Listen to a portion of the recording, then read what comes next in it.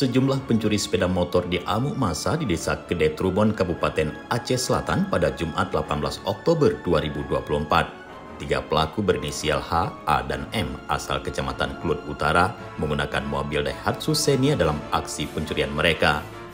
Kejadian bermula ketika pemilik sepeda motor memarkir Honda Scoopy-nya di pinggir jalan saat memancing di Desa Sungai Tepin Tinggi. Saat korban melihat mobil pelaku berhenti dan mencuri sepeda motornya, ia langsung berteriak dan mengejar.